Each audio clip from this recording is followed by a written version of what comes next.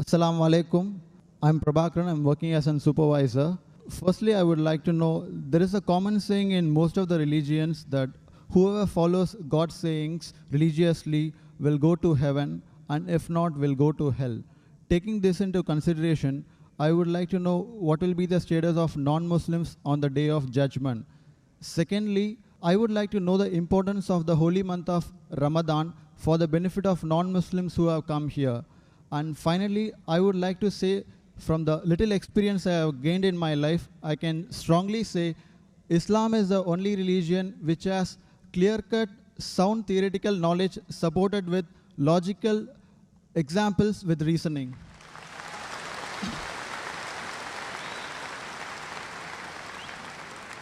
The brother asked three questions or three statements he had made. The first question was that all the religions say that if you don't believe in the commandments of God, you will go to hell. What will happen to non-Muslim on the day of judgment?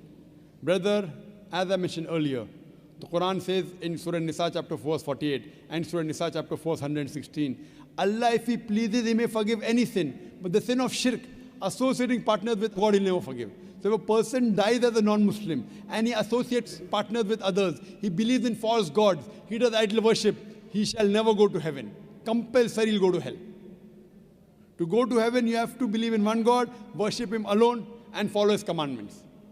Regarding a second question, what is the benefit of the month of Ramadan to the non-Muslims? Quran says in Surah Baqarah chapter 2 verse number 83, fasting has been prescribed to you as it was prescribed to people who came before you so that you may learn self-restraint. The reason we fast is because we increase our taqwa, our God consciousness, our piety. And Surah Baqarah chapter number 2 verse 185 says, Ramadan was the month in which the Quran was revealed as a guidance to the whole of humanity, as a criteria to judge right from wrong. Ramadan is this month in which the glorious Quran, the last and final revelation, was revealed to the last and final messenger, Prophet Muhammad, peace be upon him. And the Quran says, this Quran is a guidance for humanity, not only for Muslims or for the Arabs, for the whole of humanity. And it is a criteria to judge right from wrong. So this month of Ramadan, how does it benefit the non-Muslims? Quran was revealed in it as a guidance for whole of humanity, Muslims and non-Muslims. Furthermore, beloved Prophet Muhammad said, Ramadan is the month in which the Satans, they are imprisoned. The gates of heaven are open and the gates of hell are closed. That means there are more chances you'll do good deeds. A person does more good deeds in Ramadan, the chances of him doing bad deeds is less. As far as non-Muslims, the message of Islam may go very well in the hearts of the non-Muslims because the devil, the Satan, the imprisonment. So more chances of the non-Muslims accepting Islam. More chances he'll come closer to Islam. Regarding a third statement, you believe that Islam has got theoretical points in it and it is backed up with reason and logic. So when you agree that Islam then rules and regulations which are backed up with reason and logic, my question to you in this month of Ramadan, then why don't you accept Islam?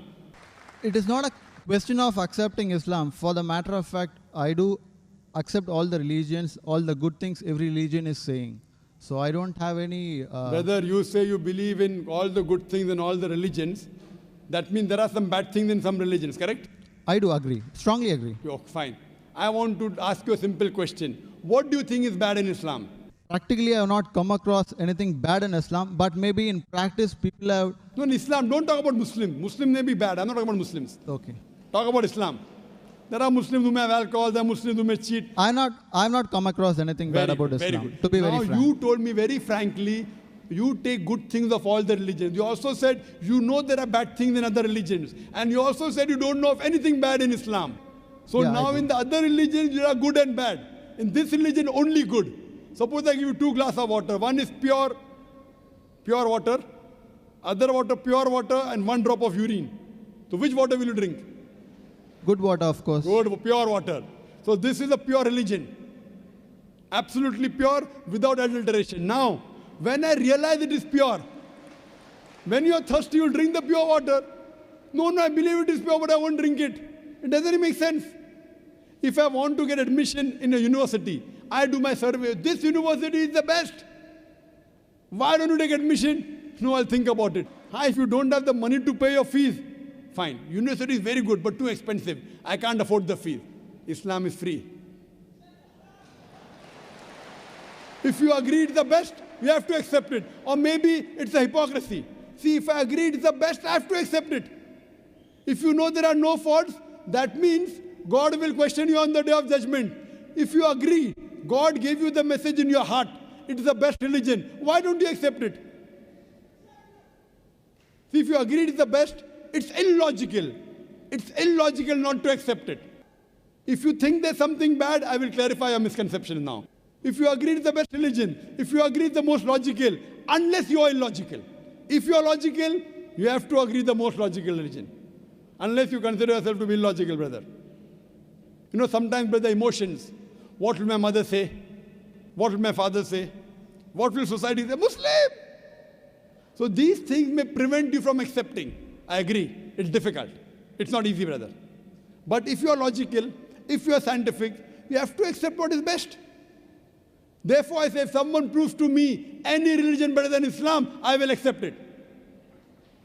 If someone proves to me today, anytime, there's any religion better than Islam, I am ready to accept. If someone proves to me Christianity is better, I am ready to accept Christianity. Someone proves to me Hinduism is better, I am ready to accept Hinduism. I am not just talking.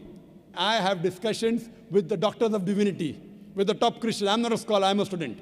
I consider myself to be a student of comparative religion. But I have dialogues and discussions and debates with the top scholars of Hinduism.